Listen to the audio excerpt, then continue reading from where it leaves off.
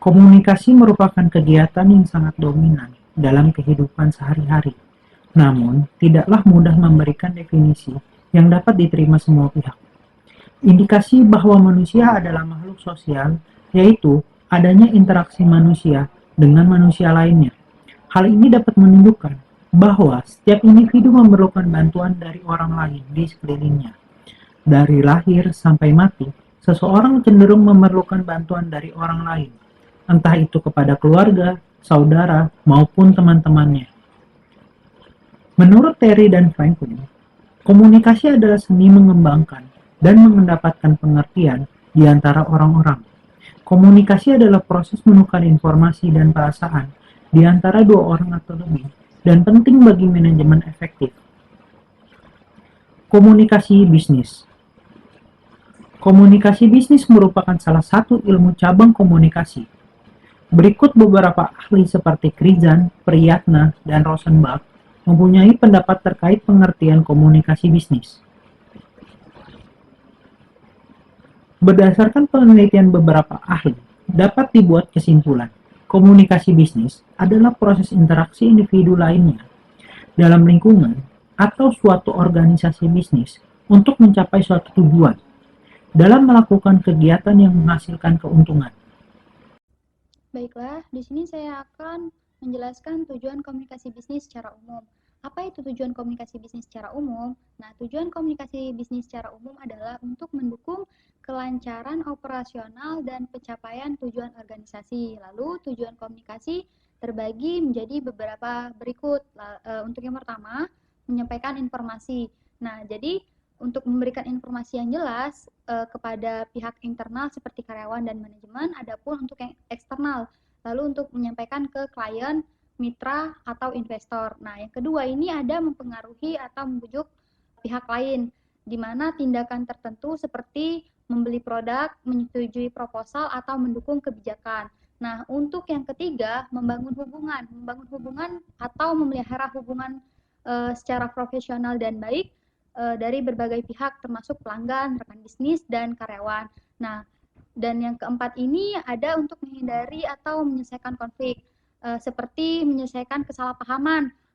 Jadi untuk menyelesaikan kesalahpahaman tersebut, keluhan pelanggan atau menyelesaikan masalah internal secara efektif. Nah, lalu ada untuk mengkoordinasi tugas, memastikan semua pihak yang terlibat dalam proyek atau aktivitas bisnis bekerja secara sinkron dan efisien. Nah, yang terakhir, ini ada meningkatkan citra dan reputasi perusahaan, di mana komunikasi eksternal dan yang strategis seperti humas dan pemasaran membantu memperkuat brand dan kepercayaan publik. Nah, selanjutnya ialah sifat-sifat dasar komunikasi bisnis.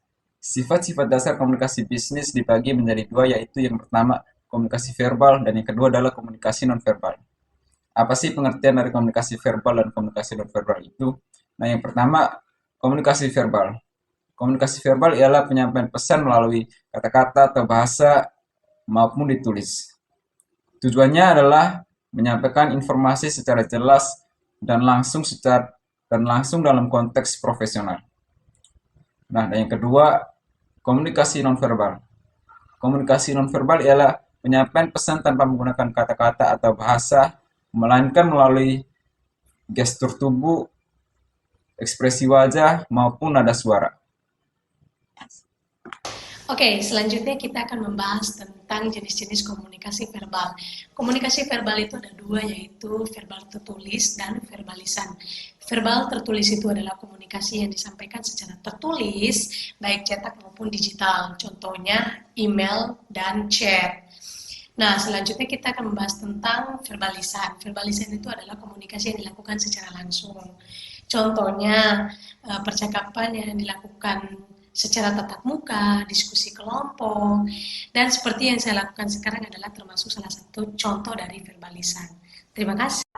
Selanjutnya, jenis-jenis komunikasi nonverbal. Yang pertama, itu ekspresi wajah. Ekspresi wajah merupakan cara utama kita untuk menyampaikan perasaan tanpa berbicara. Contohnya saat kita sedang tersenyum, orang-orang akan berpikir bahwa kita sedang senang. Namun sebaliknya, saat kita memberikan ekspresi cemberut, orang-orang akan berpikir bahwa kita sedang merasa kecewa. Yang kedua, gestur tubuh. Gerakan tubuh, baik itu dari tangan, kepala, dan bahu, juga mempunyai pesan tertentu. Contohnya, saat kita melambaikan tangan untuk menyapa teman, atau kita menunjuk sesuatu untuk memberikan petunjuk. Gerakan-gerakan tersebut sering kita lakukan tanpa sadar, namun sangat bermakna. Yang ketiga, kontak mata. Kontak mata ini penting untuk menunjukkan bahwa kita fokus dan menghargai lawan bicara. Yang keempat, postur tubuh.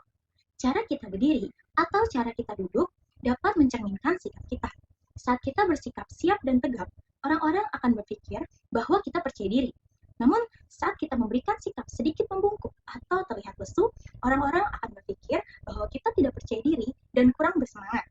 Yang kelima, itu sentuhan. Sentuhan dapat diartikan sebagai keakraban, keramahan, atau formalitas, tergantung situasinya. Contoh, saat kita bertemu dengan klien, lalu kita berjabat tangan, dapat menunjukkan kesan keramahan dan percaya diri. Yang keenam, jarak fisik. Jarak saat kita berbicara dengan orang lain dapat menunjukkan seberapa dekat hubungan kita atau seberapa formal situasinya. Contoh, saat kita berbicara dengan teman, kita akan lebih dekat, dan hal itu wajar. Namun, saat kita berbicara dengan atasan, kita akan memberikan jarak sebagai bentuk kesopanan. Yang terakhir, yang ketujuh, nada suara. Nada suara ini bukan isi kata-katanya, tapi bagaimana cara kita mengucapkannya. Model komunikasi bisnis. Model komunikasi bisnis terbagi menjadi tiga. Yang pertama, komunikasi dari bawahan ke atasan, yaitu komunikasi yang terjadi pada saat karyawan atau bawahan menyampaikan informasi, pendapat, laporan, keluhan atau usulan kepada atasan. Biasanya digunakan untuk menyampaikan progres kerja, memberi masukan atau kritik, serta melaporkan masalah di lapangan. Sebagai contoh, seorang staf lapangan mengirimkan laporan mingguan ke manajer tentang realisasi penjualan dan tanda distribusi. Yang kedua, ada komunikasi dari atasan ke bawahan. Nah, komunikasi ini terjadi saat pimpinan memberikan instruksi, arahan, kebijakan, atau motivasi kepada bawahannya dengan tujuan untuk memberikan perintah kerja, penilaian kerja, atau informasi kebijakan baru. Sebagai contoh, manajer mengirimkan memo kepada tim tentang target penjualan bulan depan.